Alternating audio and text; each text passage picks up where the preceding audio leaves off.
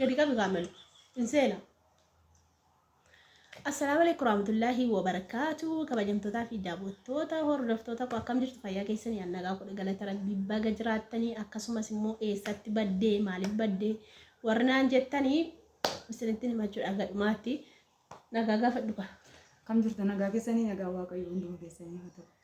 Ani ariifatiin qaama buroome suuta jedhi nagaa gaafadhu.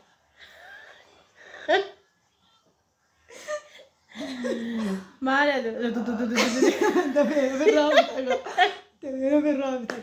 niyyoo seeraan gaafadhu.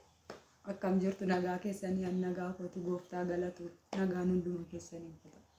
Amiin jedhaanii warra keenyaas amiin jedhaanii. Akkasii har'a maal fudhattee dhufte naan jechuun keessan hin oolu eessatti baddeemmoo naan jechuun keessan hin oolu zalgii gadhiisaan ture argaa jirtu maaf hin ilaalle garuu hin jirtanii ijoolleen maaf hin ilaalleen jedhe zalgiin gadhiise. Ani nama waamicha dhaqee zalgii asii bee wallagga dhaqee viidiyoo waraabeetu viidiyoo koo ilaaluu diddan miti isin qofadheen jira. Asirraan warri ilaaltan immoo galatuma ulfaadha koomentii keessan argaa ture. Koomentii babbareedaa yaada babbareedaa kennaa jirtu hundi keessan iyyuu argeera hedduu tokko galatuma ulfaadha isin jechuun barbaada. Asirraan har'a keessummaa addaa keessummaa jabaa muca'oo bareedduu kanan fidee dhufe jechuudha. Asumarraa wal baraa mee maqaa kee himadhu. Ani maqaan koo Roomee Tasfaan jedhama. Bakki inni dhufe immoo Wallaggumadha. Anaaf maalati? Sayyuudha ka. Nan heerume. Kunoo gaasilaa kophaan jiraadhu hin beektu mitiiree ani dhugaa kophaa jiraachuun hin ulfaata. Kunoo zayyuun koo kophaan taa'inii Finfinnee keessa osoo hin jiru osoo hin barumsa fixee lafa taa'aa jiru kophaa kee teessaa naan jettee jennaani fudhadhee dhufee jechuudha.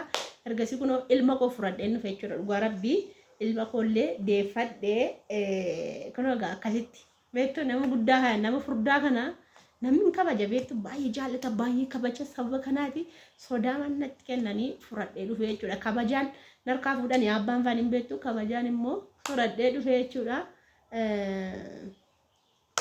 Saniif har'a maal gochuu dhufne beektu mucoo kanaan wal isin barsiisuu dhufe. Maaliif jennaan viidiyoo wajjin hojjenna ammaan asitti yeroo hundumaa viidiyoo isin barbaachisu viidiyoo biyya keessaas yoo piraankii ta'es yoo diraamaa ta'es waan margini waliin bulbullee walumaan laannee hojjennaa jechuudha. Amma seedhaa fi yuutuubiin bana.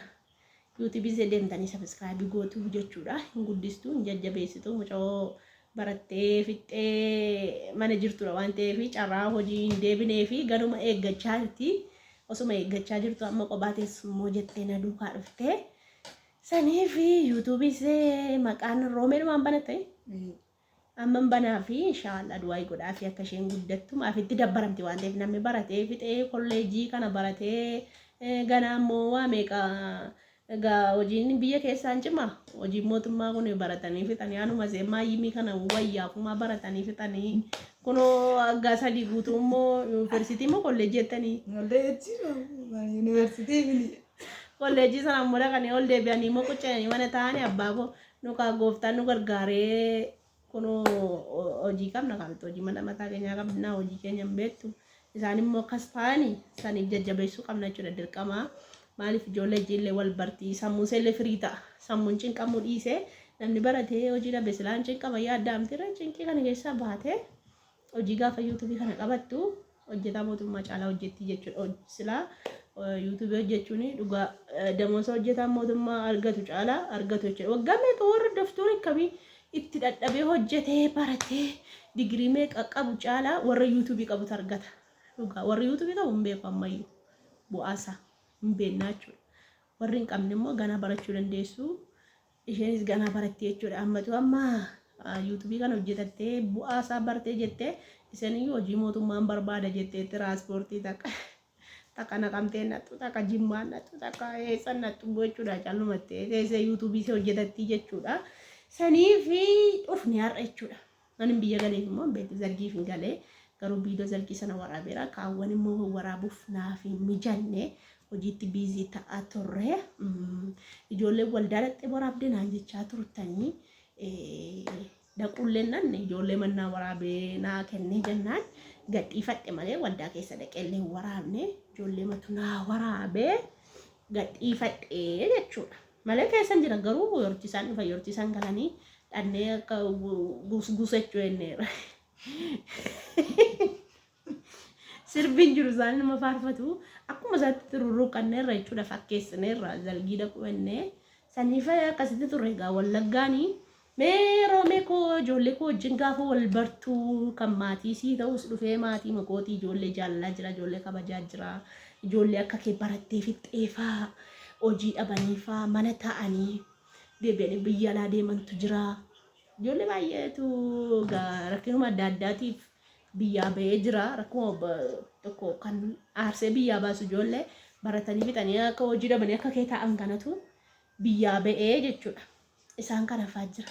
Sanii fi isaan kanaanii maal jettaame jajjabaadhaa ergi biyyaa baatanii ergi waa karaa tokko dhabdanii immoo karaa tokko milkaa'uu qabdu jabaattanii hojii keessan argachuu qabdu hojjechuu qabdu ergi tokko dhabdee tokkotti immoo milkaa'uu qabdu hin jettuun hime moo sodaattaarra hin jajjabaadhu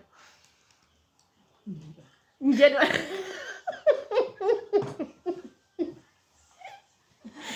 Argite sodaachaa jirti ammanuma qabeen morma ishee qabeen fide na diddee jechuudha morma ishee qabeen akka itti qotatee jechuudha finyootti kaa'e qottoo laakka abbaa koo rurruqamte mana keessa naan teessu ani maanguddoon kun asirra ba'ee wanni maraachaa oolaa ijoollee kana walitti buusaas walitti daraa oolaa nuna jedha ati immoo ijoollee daa'ima waxxaatiidha maaliin jedheeni akkas heesumarraan daaspooraa taatu hin deemtu ammati biyya laa nan jaalladhatu hin deeme argannaa hin deemtu bakka barree deemtu jechuun biizaa hojjisiiftuu fi ijoolleen keenya biyya laa irtanii yoo deemuu barbaadde deemtee on deemotte immoo yuutuubii washee hojjettee jechuudha itti fuftee yuutuubii irratti cimtee hojjettee na yuutuubii hojjettee jechuudha maaliif jennaan isa biyya laatti argatan isa hojjetaan mootummaa argatu caalaa warra yuutuubiitti argata waan ta'eef nagarri warra miidiyaa gurguddaa qaban warroota akka Abirishiifaa kana warroota akka Buruukeefaa kana waan adda addaa hojjetan jechuudha.